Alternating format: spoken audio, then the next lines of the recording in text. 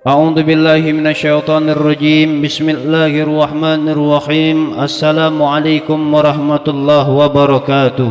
Alhamdulillah wassalatu wassalamu ala Rasulillah Muhammad ibn Abdullah wa ala alihi wa sahbihi wa mawalah. Allahumma salli wa sallim wa karim wa anzim ala sayyidina Muhammadin wa ala alihi wa sahbihi ajma'in. Amma ba'du. Hamba Allah yang selalu dirahmati oleh Allah Subhanahu wa taala, penuh dengan kasih dan sayangnya Allah Subhanahu wa taala, dan penuh dengan pengikutan jejak daripada baginda Nabi Muhammad sallallahu alaihi wasallam. Ilmu mukmin yang selalu dirahmati oleh Allah Subhanahu wa taala, sosok dalam agama Allah adalah wanita. Peran daripada wanita itu teramat besar. Makanya para wanita itu di agama Allah Subhanahu wa taala itu sangat diajarkan oleh baginda Rasul untuk memuliakan mereka para wanita. Karena kenapa?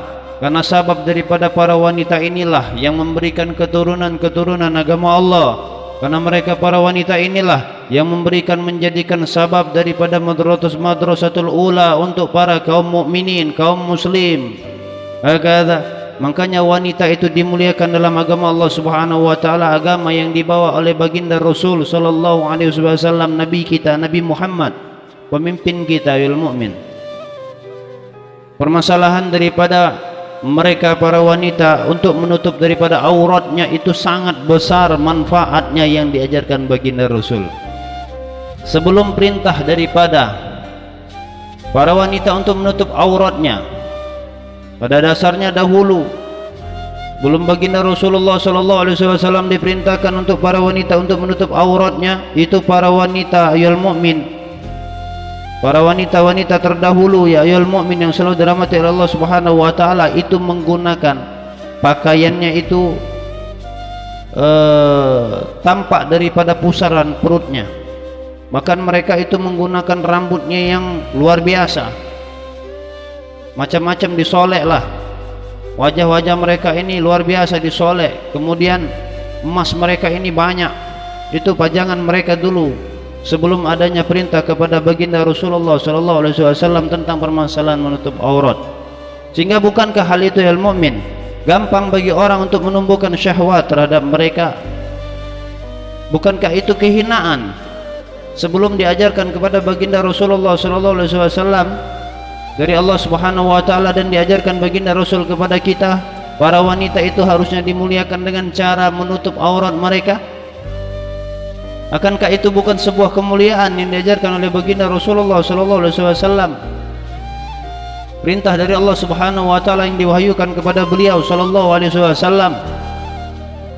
Jadi sebelum turunnya daripada perintah untuk menutup aurat, para wanita itu al mukmin, seperti itulah pakaian-pakaian yang mereka gunakan, sehingga turun daripada Allah Subhanahu wa taala untuk merintahkan kepada Rasul melalui daripada ayat Al-Qur'anul Karim, Al-Qur'an surah Al-Ahzab, surah yang ke-33 ayat ke-59 yang bunyinya, A'udzubillahi minasyaitonir rajim.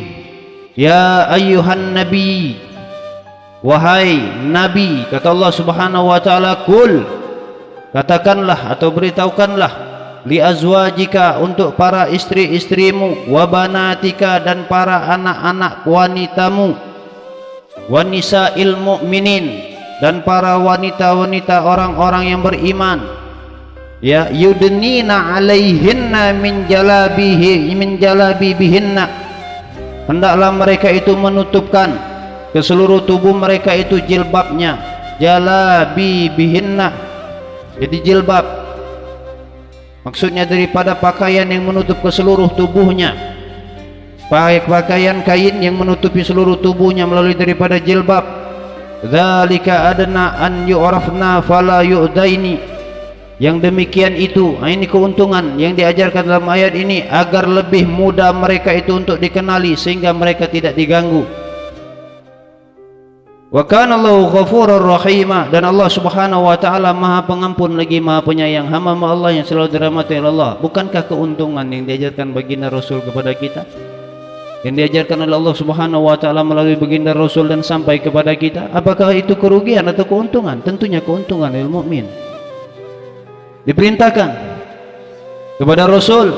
Ayat ini agar Rasulullah SAW mengatakan kepada para istri-istrinya, para anak-anak wanitanya, dan para wanita kaum mukmin, ya, kenapa? Untuk menutup daripada sekujur tubuhnya itu dengan kain. Jalabi bihinna, maksudnya kain yang panjang menutup seluruh tubuhnya.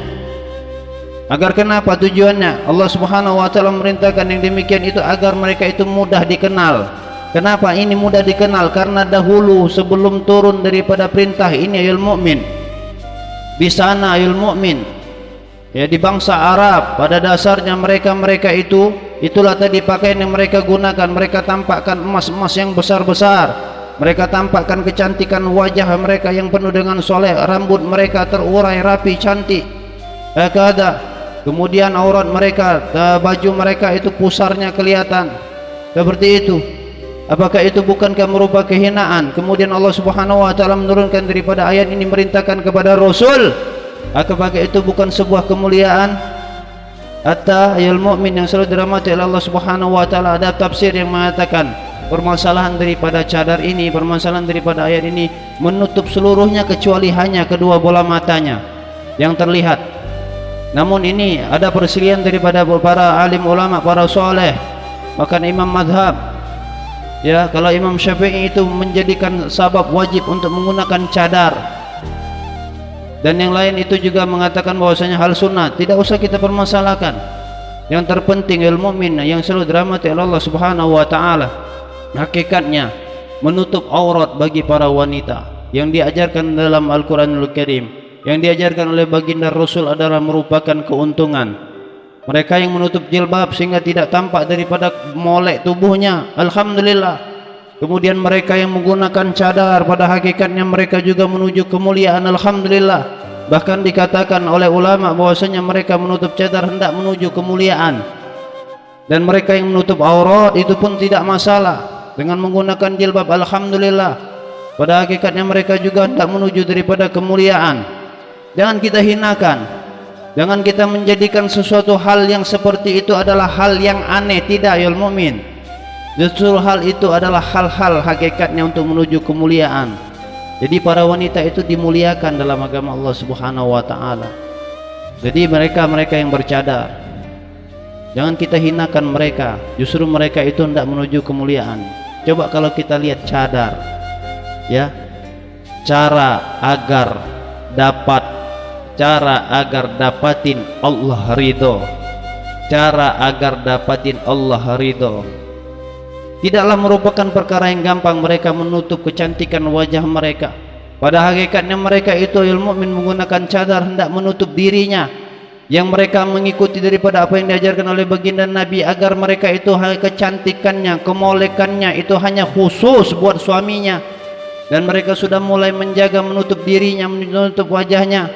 Bayangkan, bukankah hal itu adalah bukan perkara yang mudah mereka lakukan? Pada hakikatnya mereka hendak mengharap ridho Allah. Cadar cara agar dapatin Allah ridho.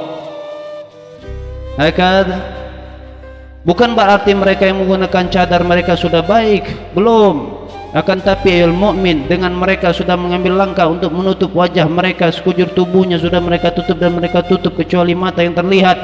Itu hakikatnya mereka hendak menuju capaian keridhaan Allah dan apa yang diajarkan oleh baginda Rasulullah sallallahu alaihi wasallam. Justru itu kemuliaan. Jadi banyaknya para wanita-wanita yang sekarang ini sudah menggunakan cadar, bersyukur, manfaatnya sangat luar biasa. Ya, dikatakan dalam ayat tadi apa? Agar mereka itu tidak diganggu. Maka bukankah kemuliaan para wanita tidak diganggu? Dengan mereka menggunakan cadar, orang akan hormat, orang akan segan, orang akan menghargai, dan jauh lebih penghormatan orang kepada mereka. Dan bukan berarti mereka menutup diri untuk sesama muhrim sama mereka para wanita. Justru mereka menjadikan sabab, ya, mereka yang bercadar untuk mengajak yang lain.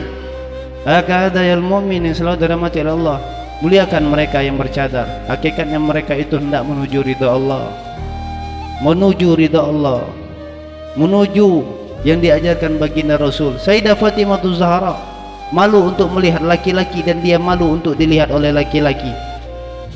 Ya, ya mukmin, hakada. Jangan kita benci, apalagi sampai kita suruh mereka lepas cadarnya. Ya Allah ya Rabb, modal kita cinta aja lah kepada mereka. Alhamdulillah. Mereka yang sudah menutup auratnya, kita bersyukur pada Allah, alhamdulillah. Kemudian mereka yang sudah menggunakan jilbab panjang, ya alhamdulillah, mereka menutup aurat. Kemudian mereka yang sudah menggunakan jilbab panjang, kemudian mereka menutup wajahnya yang cantik dengan cadar, kita bersyukur alhamdulillah. Mereka hendak menuju capaian keridhaan Allah Subhanahu wa taala. Modal cinta, modal kita mendukung kepada mereka. Insyaallah Allah Subhanahu wa taala akan menjadikan ridha. Seandainya seluruh muslim, makanya dahulu karena sebab daripada orang-orang pakai jilbab, sebelum baginda Rasulullah diperintah oleh Allah Subhanahu wa taala untuk menutup aurat para wanita, pada saat itu tidak bisa dibedakan orang mana orang Islam dan mana orang kafir.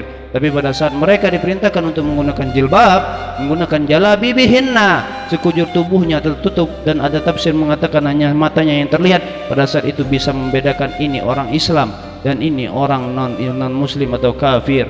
Pada saat itulah ya mukmin, ada pembedaan orang Islam sehingga bisa dikenali, ya. Jadi kemuliaan, sehingga alhamdulillah pada saat ini rata-rata seluruh daripada kota Arab semuanya Islam, Makkah fil Madinah khususnya. Maka ya, jadi menuju kemuliaan.